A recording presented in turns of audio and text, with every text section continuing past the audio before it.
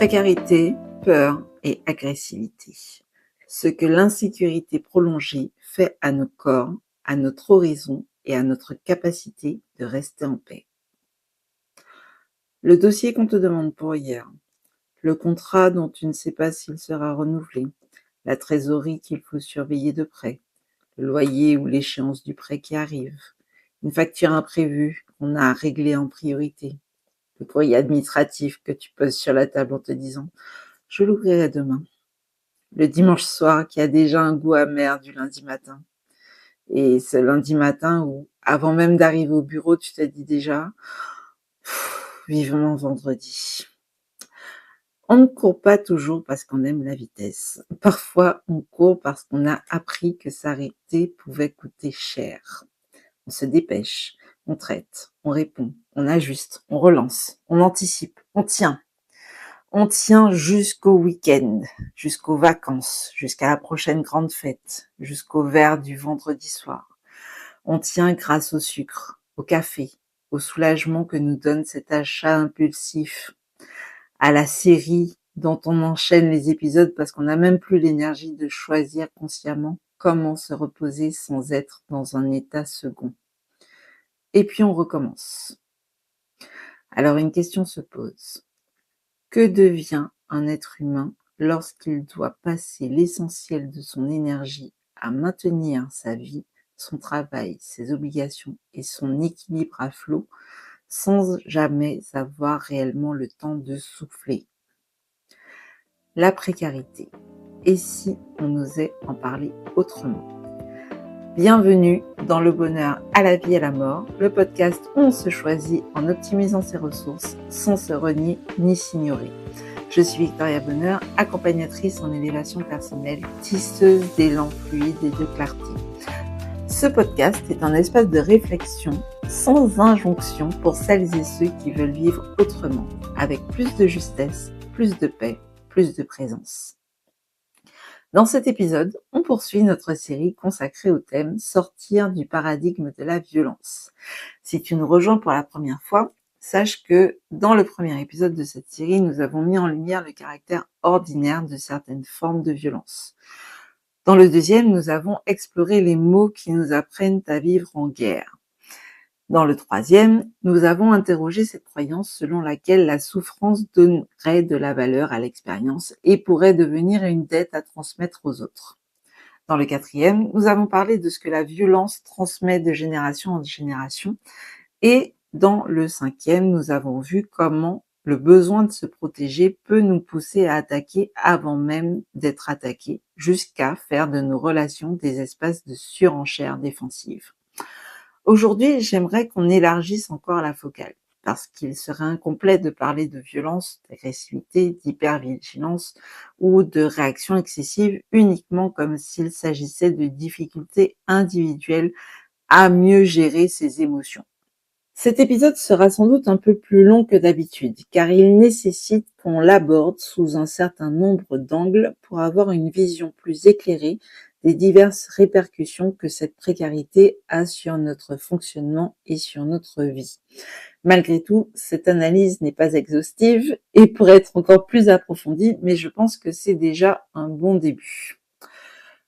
Nos émotions ne surgissent pas dans le vide, nos réactions ne se développent pas hors sol. Elles prennent forme dans des environnements qui peuvent sécuriser, soutenir, donner de la marge, mais aussi des environnements qui peuvent fragiliser, saturer, humilier, dévaluer et maintenir les êtres humains dans un état d'alerte durable.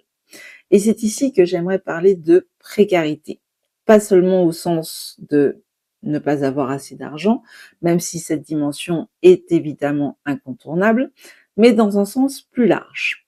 La précarité, c'est l'absence d'une ou plusieurs sécurités qui créent de l'incertitude quant à l'accès aux ressources nécessaires pour survivre et pour se projeter sur le moyen ou le long terme. Sécurité financière, sécurité professionnelle, sécurité de logement, sécurité administrative, sécurité de santé, sécurité de disposer d'un minimum de temps, d'énergie, d'attention pour penser au-delà de la prochaine urgence.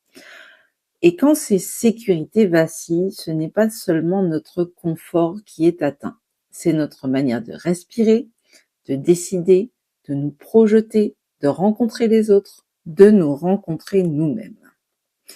Il y a une problématique qu'on observe régulièrement dans le monde professionnel. Nous vivons souvent dans un management de l'urgence. Et ce, dans toutes les sphères, dans les administrations, dans les grands groupes, dans les petites structures, dans les associations et même dans l'entreprise individuelle. Tout arrive au dernier moment. Tout est urgent, tout est important, tout aurait déjà dû être fait. Comme ce mail qui arrive à 17h42 avec bien sûr une réponse attendue avant la fin de la journée, ou la nouvelle tâche qu'on te présente comme ultra prioritaire alors que les 5 précédentes l'étaient tout autant. On ne nous demande pas seulement d'être compétent ou compétente, on nous demande d'être réactif en permanence, adaptable, disponible, capable de basculer d'un sujet à l'autre sans perte de qualité ni baisse d'énergie. Une demande chasse l'autre, une priorité prend le pas sur la précédente. Un feu est à peine éteint que le suivant commence déjà à prendre. Et en fait, on apprend à vivre en pompier de sa propre journée. On ne planifie plus vraiment, on absorbe. On ne réfléchit plus assez, on tranche vite. On ne construit plus toujours, on empêche que ça s'écroule. Et quand tout est urgent, plus rien n'a vraiment le temps d'être pensé, réfléchi, organisé, structuré. Le moyen terme devient un luxe. Le long terme révèle du domaine de l'abstrait. On fait ce qu'il faut pour que la journée tienne, puis peut-être la semaine, puis le mois, si on a de la chance. Et parfois, il nous reste tout juste assez d'énergie pour rester opérationnel. Pas pour interroger la direction, ni pour remettre en question la manière de fonctionner. On n'imagine même pas une organisation plus juste, vu qu'on n'a plus assez d'énergie pour envisager une sortie. On a juste assez pour continuer à faire face. Dans certaines structures, cela devient tellement ordinaire qu'on finit par ne plus voir la violence de ce rythme. Le mail envoyé tard qui appelle une réponse immédiate, le dossier urgent qui aurait nécessité plusieurs semaines de préparation, mais qui arrive dans ton espace comme une bombe à désamorcer. La réunion obligatoire fixée à la dernière minute, puis décalée, puis reprogrammée, comme si ton emploi du temps n'était qu'une variable d'ajustement. Et la charge qui augmente sans que le temps, les moyens ou les effectifs ne suivent. Et bien sûr, il faut rester professionnel, efficace, force de proposition, agile, résilient. Le tout avec le sourire si possible.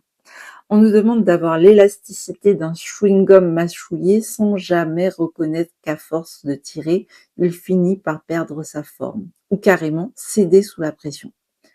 Cette pression ne concerne pas uniquement les salariés. Les créateurs et créatrices de TPE ou PME connaissent eux aussi une forme de tension qui se renforce à grande vitesse. Il faut produire, vendre, communiquer, respecter les normes, comprendre la fiscalité, rassurer les clients, sécuriser la trésorerie, prendre les bonnes décisions, gérer l'administratif, les factures, tout en gardant assez de stabilité émotionnelle pour ne pas se laisser submerger par chaque imprévu. Et souvent, il n'y a pas encore d'équipe de soutien, ni de réserve, ou de process rassurant, seulement une vision, beaucoup de responsabilités et un système nerveux qui doit apprendre très vite à ne plus paniquer à chaque nouvelle vague. Dans les deux cas, salarié ou entrepreneur, le vrai problème surgit lorsque la tension devient l'état normal de fonctionnement. Parce que l'être humain peut mobiliser beaucoup de ressources dans l'urgence, mais il n'est pas fait pour vivre dans cette tension permanente. Quand cette urgence dure, le corps l'enregistre et l'encaisse. Le sommeil devient moins réparateur, la respiration plus saccadée, le ventre et la gorge se serrent beaucoup plus vite. En réponse au stress permanent, le cortisol s'installe dans notre système. Le silence de fin de journée est plus difficile à supporter parce qu'il laisse remonter tout ce qu'on a contenu jusque-là. Et donc du coup, on tient en multipliant les boissons stimulantes, les aliments réconfortants, plus de café, de chocolat chaud, de soda, de collations grignotées avec avidité, sans fin particulière parce qu'on a besoin d'un petit coup de fouet ou d'une petite douceur, d'une anesthésie. Je ne dis pas qu'un café le matin est un problème. Évidemment que non. Mais si jamais on en est à 5-6 pour pouvoir entamer la journée, ça devient problématique. Lorsque certaines consommations deviennent indispensables pour compenser un fonctionnement qui ne laisse plus assez de place à la récupération réelle, il peut être intéressant de se demander: qu'est-ce que j'ai mis en place pour me maintenir artificiellement à flot parce que mon rythme ne me soutient plus suffisamment? Parce que ce n'est pas la tasse de café le problème, c'est ce qu'elle aide à masquer.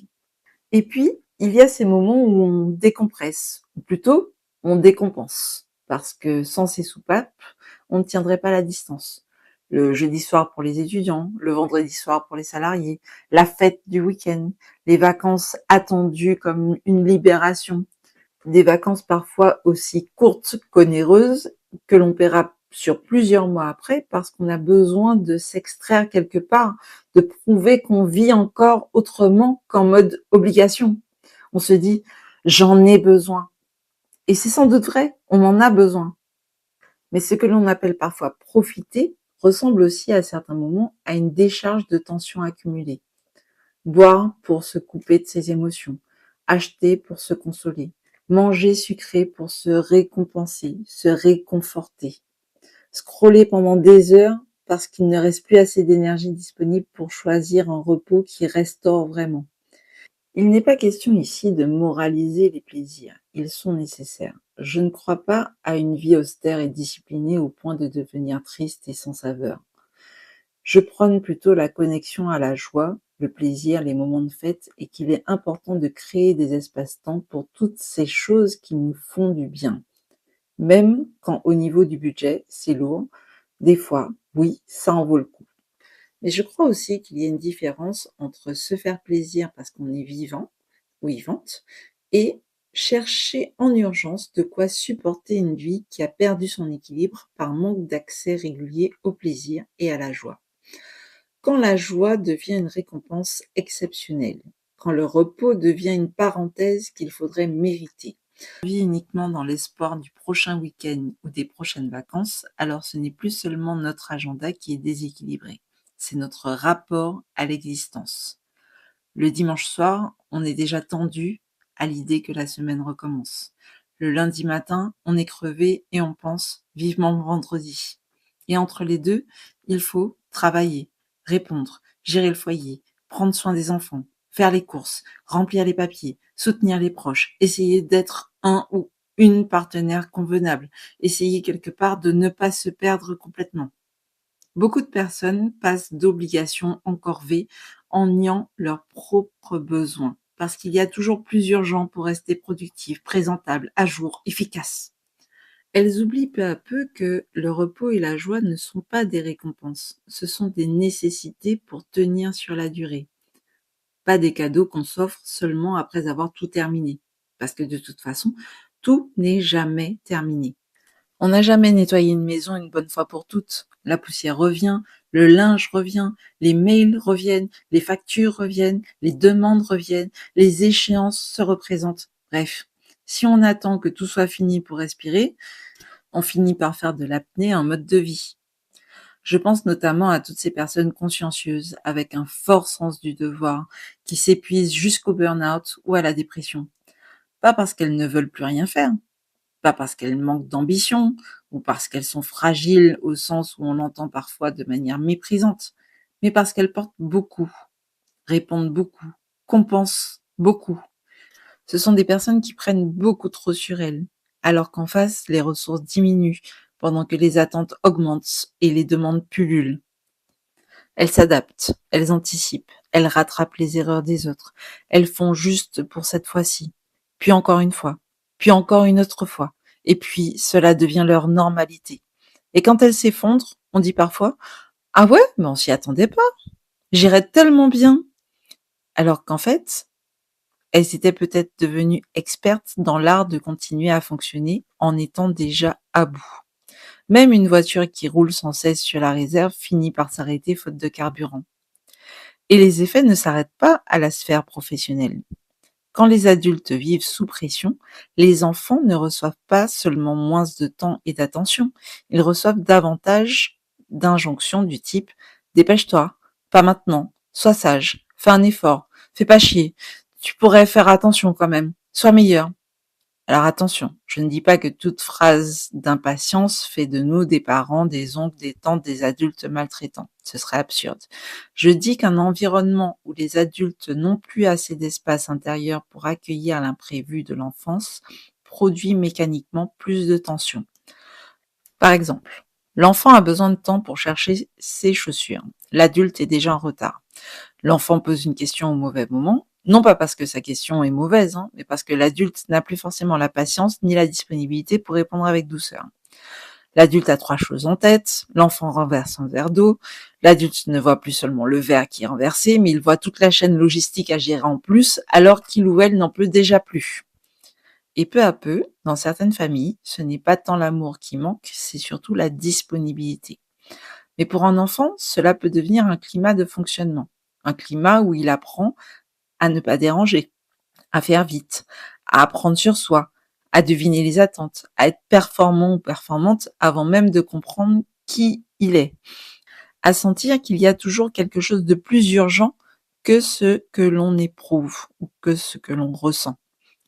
Puis, des années plus tard, on retrouve ces enfants qui sont devenus des adultes, qui n'osent pas demander, qui ne savent pas toujours reconnaître leurs valeurs, qui prennent ce qu'on veut bien leur donner, qui vivent avec un malaise diffus face au décalage entre la tonne d'exigences reçues et les moyens qu'ils avaient réellement pour y répondre, qui sentent qu'un environnement leur pèse sans toujours savoir qu'ils ont des options pour penser et vivre autrement. C'est aussi pour cela que je crois qu'il faut se méfier des lectures trop rapides de la précarité.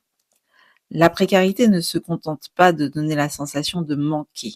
Elle rétrécit l'horizon, les perspectives.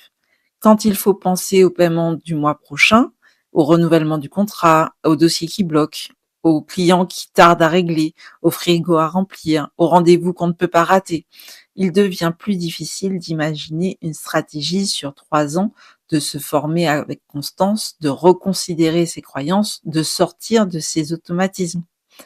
Ce n'est pas que les personnes ne veulent pas penser plus loin, c'est qu'une grande partie de leur espace mental, leur conscience, est déjà occupée à empêcher que le présent ne se dégrade davantage. On regarde parfois ces personnes comme si elles manquaient d'organisation ou de vision. Mais il faut beaucoup d'intelligence et d'ingéniosité pour contenir une vie lorsque les marges sont fines. Seulement, cette conscience, elle est captée par l'urgence.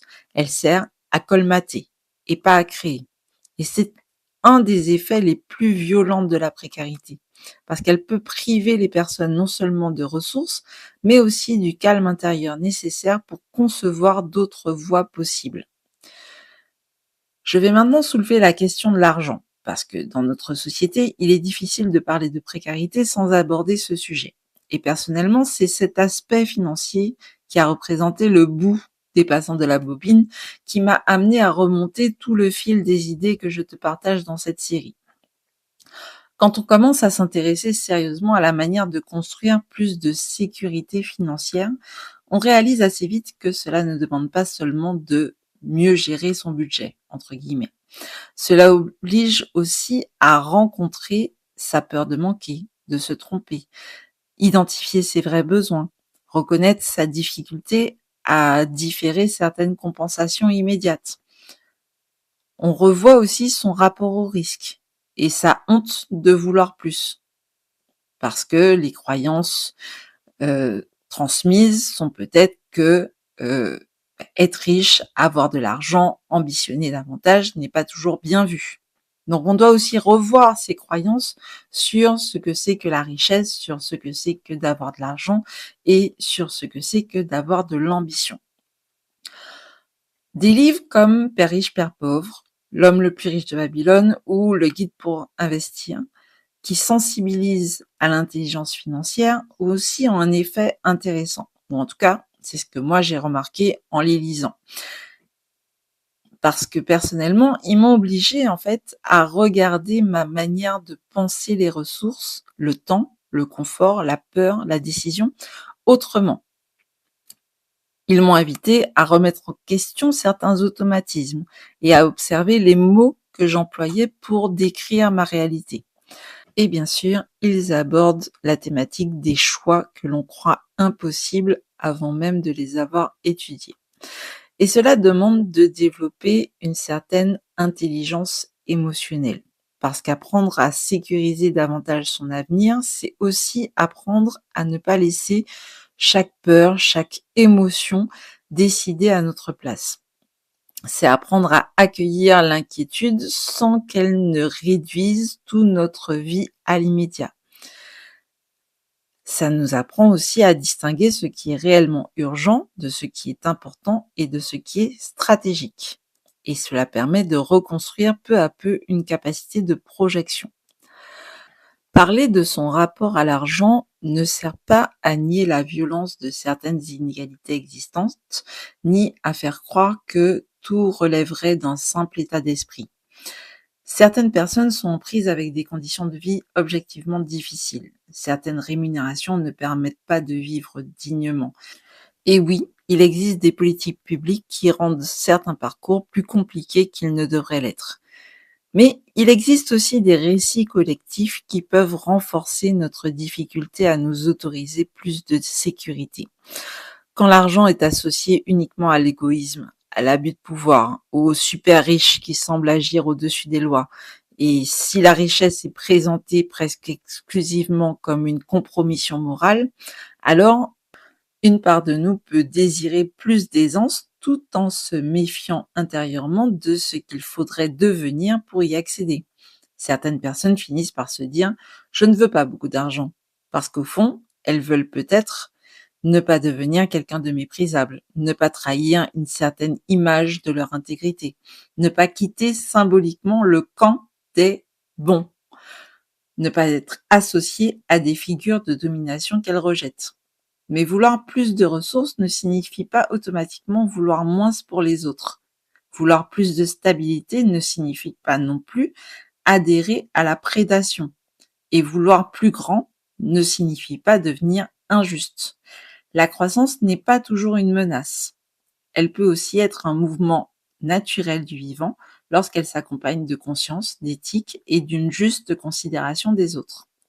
Alors oui, l'insécurité financière, professionnelle ou matérielle n'est pas qu'une affaire de chiffres. Elle est liée à nos choix, à nos émotions, à notre capacité à différer l'impulsion, à notre capacité à penser autrement que par le prisme de la peur. Mais elle est aussi liée à des conditions extérieures réelles, à des systèmes, à des environnements de travail, à des politiques qui parfois sécurisent et d'autres fois entretiennent l'incertitude. Et c'est pour cela qu'il vaut mieux éviter de tomber dans des clichés extrêmes. Ni dire tout est de la faute du système, ni dire si tu souffres, c'est juste parce que tu ne sais pas t'organiser. Les deux exclusifs seraient faux. Il y a des responsabilités individuelles, oui, mais il y a aussi des cadres qui mettent les êtres en tension.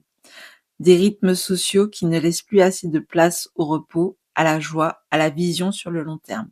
Des récits économiques qui réduisent parfois la valeur d'une personne à sa capacité à rester productive. Et puis, nous nous étonnons que les gens deviennent irritables, qu'ils craquent, qu'ils compensent, qu'ils réagissent au quart de tour, qu'ils aient du mal à faire confiance aux promesses générales d'un monde qui les sollicite sans cesse et qui les soutient trop peu. Ici, je prends le temps de relier le travail, l'argent, la précarité, la fatigue, les compensations et la capacité de projection. C'est parce qu'au bout de la chaîne, tout cela finit toujours par revenir au corps, à ce qu'il peut absorber, digérer, transformer en énergie, en pensée et en choix éclairés. Il y a aussi un autre cercle vicieux dont on parle encore trop peu. Quand on n'a plus le temps de réfléchir, on a encore moins le temps de bien s'alimenter. On mange vite, on mange ce qu'on trouve, ce qui rassure, ce qui nous donne un coup de boost immédiat, ce qui se prépare vite ou qui peut se commander, ce qui coûte moins cher énergétiquement sur l'instant, ce qui apaise momentanément le système nerveux. Et je ne dis pas cela pour culpabiliser qui que ce soit. Si c'est tombé dans ton jardin, ne ramasse pas la pierre tout de suite. Parce que quand une personne est déjà saturée, quand elle court entre les obligations, les urgences, les transports, les enfants, les dossiers, les factures, les mails, les imprévus. Tu as compris? Lui dire simplement « tu n'as qu'à mieux manger » peut être reçu comme une violence supplémentaire. Bien s'alimenter demande plus que de l'information. Cela demande du temps, de l'énergie, un minimum de disponibilité mentale, un accès réel à des produits de qualité, une cuisine disponible, une organisation, un budget temps, énergie, argent, une capacité à anticiper et parfois même une paix intérieure suffisante pour ne pas chercher dans la nourriture uniquement une compensation immédiate. Or, quand on ne peut plus réfléchir, on s'alimente souvent moins bien. Et quand on s'alimente moins bien, on a encore plus de mal à réfléchir clairement. Le corps et la pensée ne sont pas deux mondes séparés. Le système digestif est souvent appelé le deuxième cerveau, car il produit une bonne partie des hormones de régulation de l'humeur. Ce n'est pas une question de morale, c'est une question de ressources. Et là encore, on retrouve le même mécanisme. La précarité ne retire pas seulement les moyens matériels, elle peut aussi retirer peu à peu les conditions qui nous permettent de penser avec lucidité. Parce qu'un être humain qui manque de sommeil, qui mange dans l'urgence, ce qu'il trouve, donc pas forcément les meilleurs aliments, qui vit sous pression, qui court après l'argent, après le temps, après la reconnaissance, après le repos, n'a pas la même disponibilité intérieure pour penser le monde dans lequel il vit. Il peut rester intelligent, compétent, sensible, lucide par éclair, mais son énergie, elle est aspirée ailleurs, par la survie, par l'immédiat, par la gestion du prochain problème, par la nécessité de continuer à fonctionner. Un système nerveux saturé, un sommeil dégradé, une alimentation déséquilibrée, une charge mentale importante et constante, voire croissante, tout cela finit par influencer notre discernement, notre patience, notre humeur, notre capacité à prendre du recul. À force, cela peut même entraîner une fatigue chronique qui verrouille le cycle. Et c'est là que le sujet devient profondément politique, parce qu'un individu qui a faim est plus irritable et moins disponible pour collaborer efficacement. Collectivement, un peuple épuisé réfléchit moins librement et s'organise plus difficilement. Un peuple constamment occupé à survivre, à compenser, à tenir, à payer, à courir, à récupérer juste assez pour recommencer, dispose de moins en moins d'espace pour questionner l'ordre établi. Quand les personnes sont maintenues dans l'urgence, elles ont moins de temps pour comprendre, moins de temps pour lire, pour débattre, pour se former, pour s'organiser collectivement, moins de temps pour se demander: est-ce normal que je vive ainsi? Est-ce que c'est juste? Qui bénéficie de mon épuisement? Qu'est-ce que je pourrais refuser? Qu'est-ce que nous pourrions transformer ensemble? Et c'est en cela que cela devient une violence structurelle. Pas seulement frapper les corps, mais organiser les conditions de vie où les gens sont tellement occupés à tenir qu'ils n'ont presque plus la place de penser à leurs conditions de vie et, le cas échéant, d'envisager leur propre libération. Durant des discussions concernant cette série, plusieurs personnes ont attiré mon attention sur les travaux d'Hannah Arendt, notamment autour de ce que l'on appelle souvent la banalité du mal. Et ce que je trouve intéressant ici, c'est de se rappeler que le danger ne vient pas toujours de monstres, entre guillemets, clairement identifiables, spectaculaires, assumés comme tels. Parfois, le danger vient aussi de l'absence de pensée éclairée, de l'automatisme, de l'obéissance aux procédures, de l'habitude de faire comme on a toujours fait, et du fait de ne plus interroger ce que l'on applique, ce que l'on transmet et ce que l'on normalise.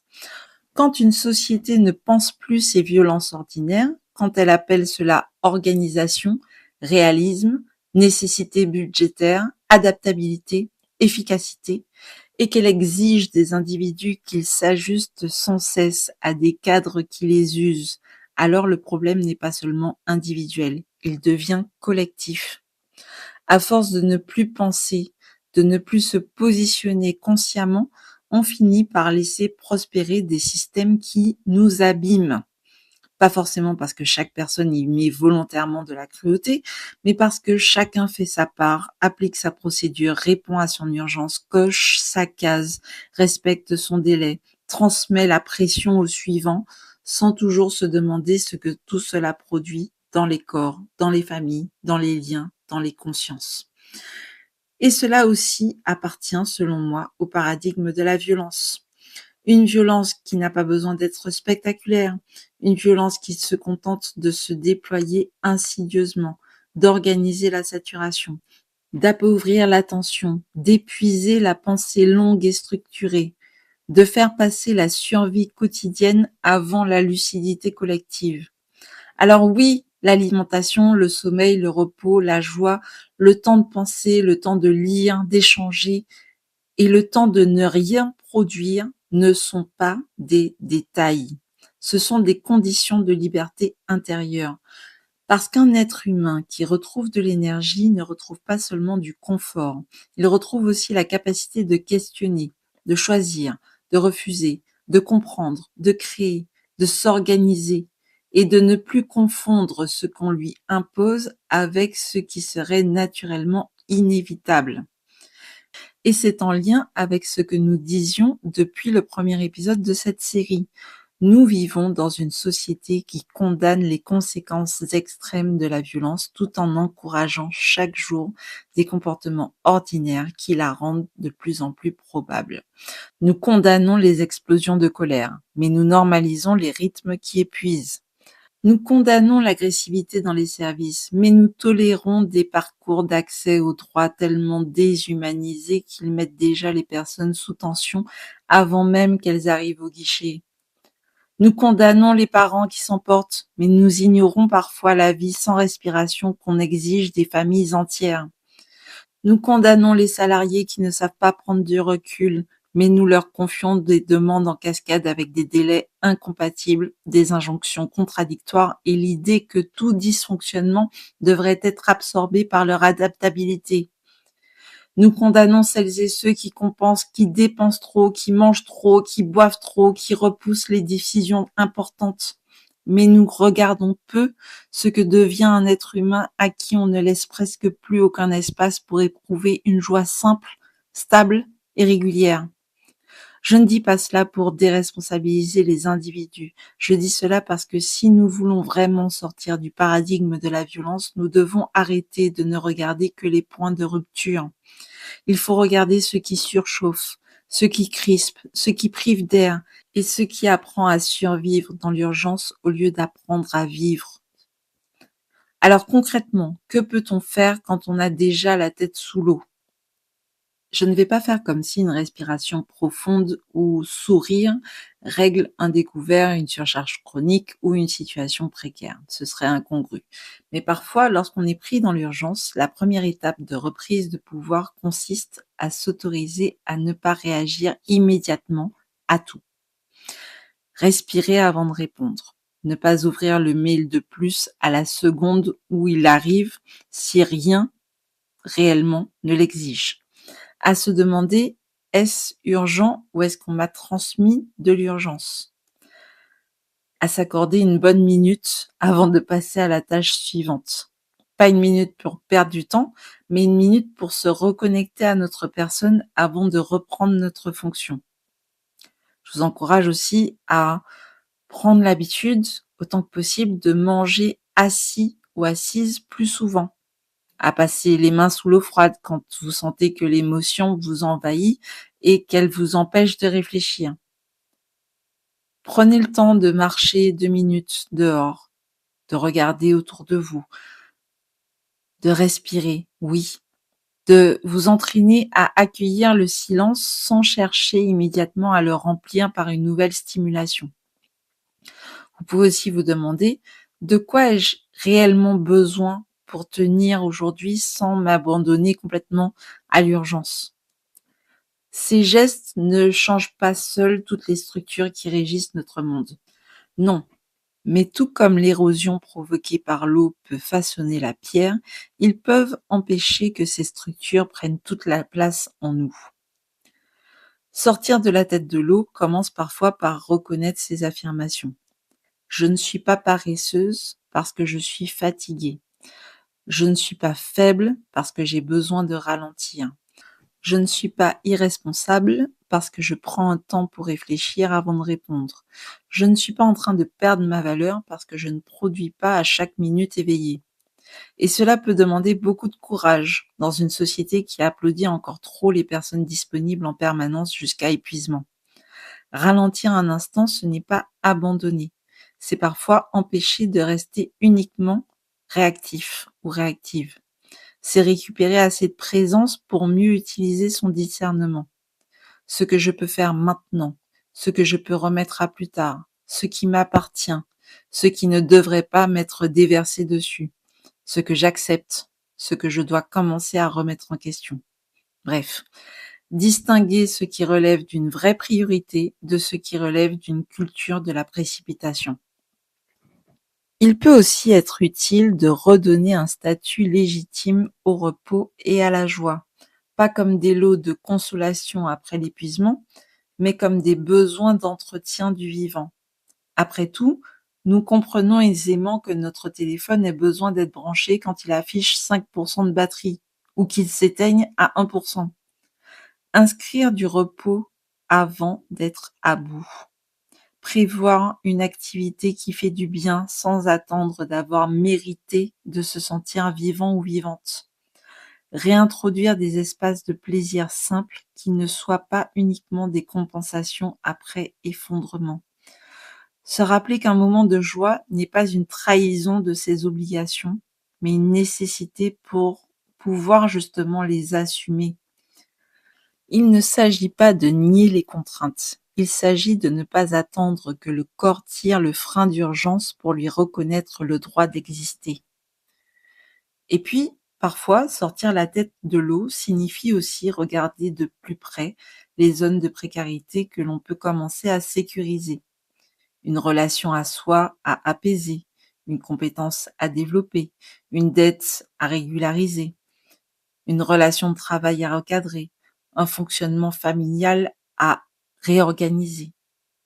Et cela peut passer par faire une demande d'aide, un accompagnement à envisager, une décision que l'on diffère depuis longtemps parce qu'elle nous fait peur, alors même qu'elle pourrait rouvrir une marge de manœuvre. L'objectif n'est pas de tout faire aujourd'hui, ni de tout faire en même temps, mais juste une chose par laquelle toi aujourd'hui en m'écoutant tu peux commencer. Un premier espace où tu vas cesser de seulement colmater la brèche et où tu vas pouvoir recommencer tout doucement à construire.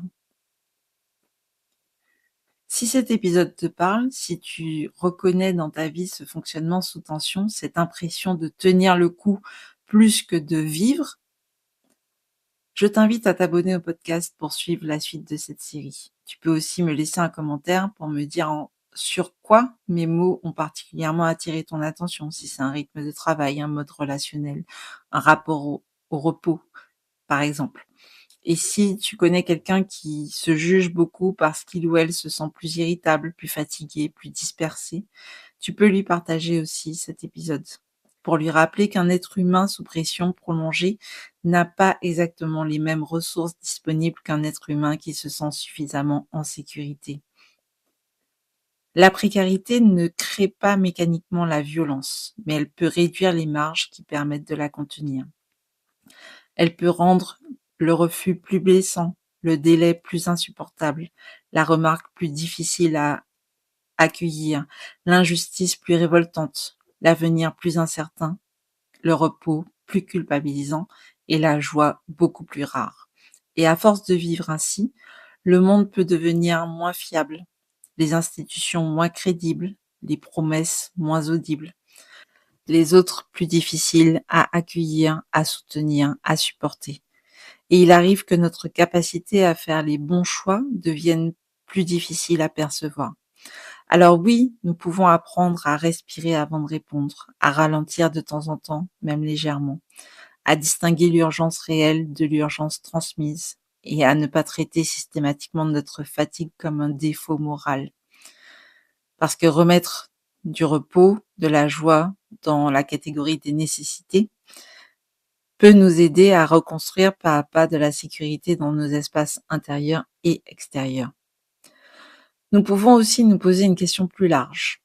Que peut-on faire pour se stabiliser d'abord individuellement, puis collectivement quand on vit dans une société qui nous apprend à vivre en permanence sous tension, puis qui nous reproche d'avoir du mal à rester parfaitement impassible? Dans le prochain épisode, nous poursuivrons cette exploration en regardant ce que ce monde vécu comme peu fiable installe à long terme dans nos liens et dans nos rapports à nous-mêmes. Le titre de cet épisode, c'est « Quand la violence nous apprend à nous méfier les uns des autres et de nous-mêmes, le coup silencieux d'un monde vécu comme une menace ». Merci encore d'être entré dans cette bulle avec moi. Je t'encourage à partager cet épisode si tu sens que ça peut aider quelqu'un que tu connais à renouer avec le bonheur et la joie. Si ce sujet t'a plu, n'hésite pas à soutenir la chaîne Victoria Porte-Bonheur en laissant un like sous cette vidéo et un commentaire pour me dire ce qui a particulièrement résonné pour toi. Si jamais tu as des questions, n'hésite pas aussi à les mettre dans le même espace des commentaires, j'y répondrai avec grand plaisir. Tu peux me retrouver dès maintenant sur Instagram via Victoria Porte-Bonheur. Parce que le bonheur n'est pas un luxe, c'est un appel à l'alignement de soi, à la vie, à la mort. C'était Victoria Bonheur, dans le bonheur, à la vie, à la mort, le podcast où on se choisit en optimisant nos ressources sans se renier ni s'ignorer. À bientôt!